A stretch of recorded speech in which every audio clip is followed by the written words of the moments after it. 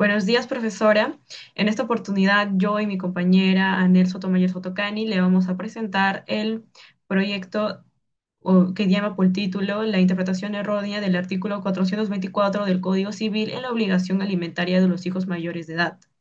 Comenzando, vamos a iniciar por la descripción del problema de investigación. En el artículo 424 del Código Civil tiene deficiencias normativas que generan una inseguridad jurídica y fallos inconsistentes. La ambigüedad de sus términos permite la extensión indefinida de la obligación alimentaria, prolongando procesos judiciales y los conflictos entre familiares. Lo que proponemos es una reforma legislativa para una aplicación justa y predecible.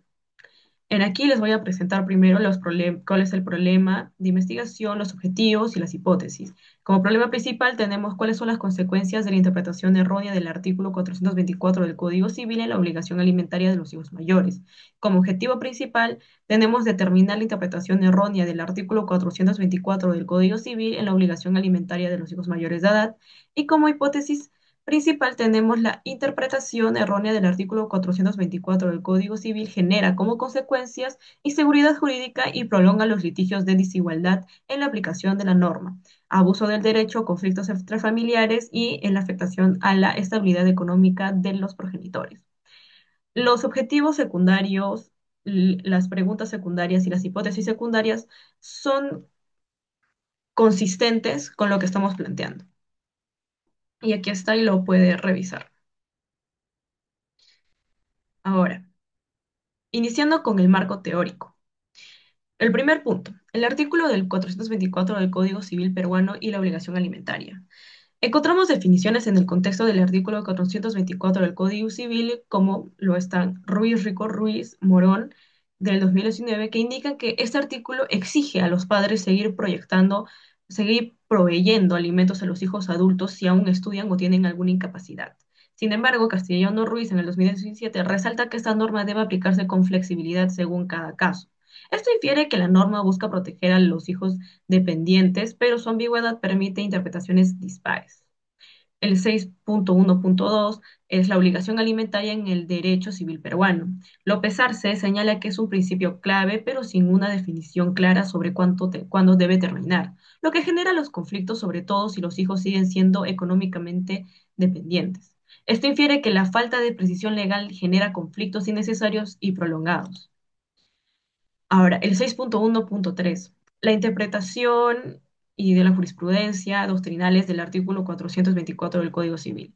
Otero Crespo afirma que hay decisiones judiciales muy distintas. Algunos jueces son estrictos, otros más flexibles, lo que genera una falta de coherencia entre fallos, ya que no existe un precedente vinculante. Esto infiere que sin criterios uniformes se debilita la seguridad jurídica. 6.1.4 son los errores comunes en la interpretación del artículo 424 del Código Civil. Pérez y Rivas critican que se reduzca la necesidad a la falta de ingresos, ignorando estudios o salud. González Casas advierte que esta interpretación rígida puede dejar a hijos realmente necesitados y sin apoyo.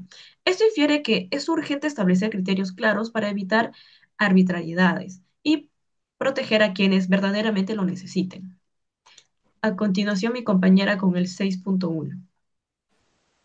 Bueno, ahora abordaremos el 6.2, que consiste en la obligación alimentaria de los hijos mayores de edad. En el 6.2.1 tenemos, como podríamos decir, la definición, donde la doctrina actual reconoce que la mayoría de edad no pone fin automático a la obligación alimentaria, según Vallejos Lara 2024, ya que se afirma que esta fundamenta en la equidad y la justicia social, y que muchos hijos siguen dependiendo económicamente de sus padres, especialmente por razones académicas o de salud.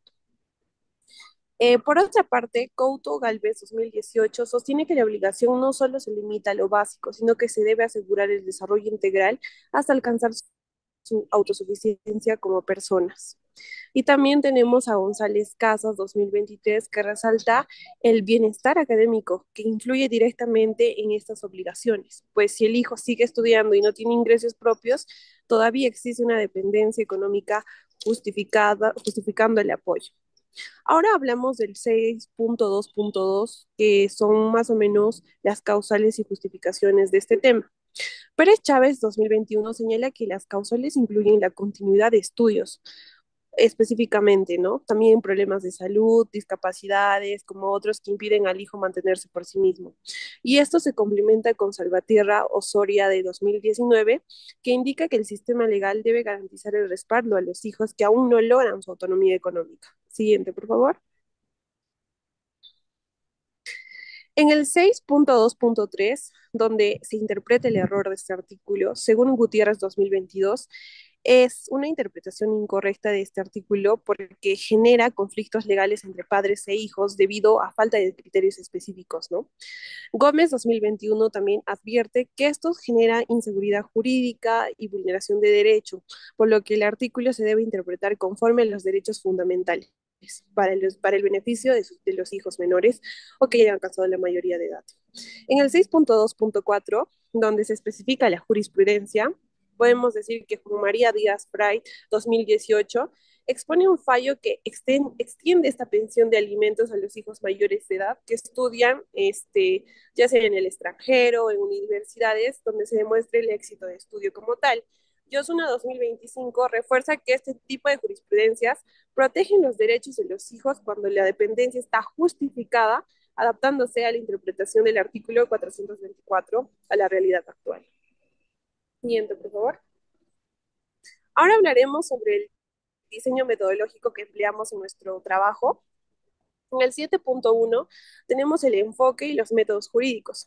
En este trabajo usamos un enfoque dogmático, aplicándose al análisis documental y la hermenéutica jurídica, donde se analizan normas, doctrinas, jurisprudencias y sobre todo nos basamos en el artículo 424 mediante el razonamiento deductivo. Aquí también podemos hablar con citas de Carlos Manuel Villalba Almergol 2016, donde permite que nos comprender esta metodología, donde se establece derechos, una lógica racional y normativa. Manuel Sánchez Zorrilla, 2011, señala que una investigación jurídica debe ser teórica y crítica, mientras que Bernardo Robles destaca el valor del análisis cualitativo para profundizar en conceptos jurídicos. Y Sutton y Balea 2013 afirman que la hermética enriquece la interpretación del derecho al considerarlo un fenómeno social. Se usa además un método analítico, sintético, para descomponer el contenido legal y luego integrarlo en una visión interpretativa coherente, siguiendo lo planteado por estos autores. 7.2, donde tenemos las técnicas e instrumentos. Se aplicó análisis documental a través de fuentes digitales organizadas con gestores bibliográficos, Mendeley. Se analizaron lecturas, subrayando y clasificando temas. En este proceso se podemos citar a Villavella y Sánchez Zorrilla, que indican que nos permite construir conocimientos jurídicos sistemáticos y rigurosos. Y finalmente, Casas Anguita se enfoca en encuestas, su aporte metodológico ayuda a estructurar el análisis documental de forma ordenada y logística. Siguiente, por favor.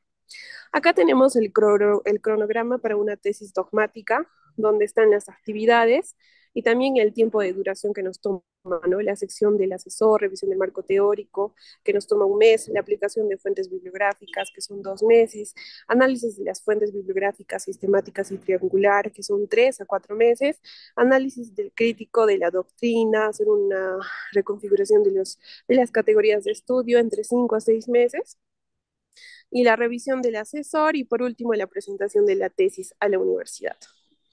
El siguiente, por favor. Eso sería todo. Gracias por su atención. Muchas gracias.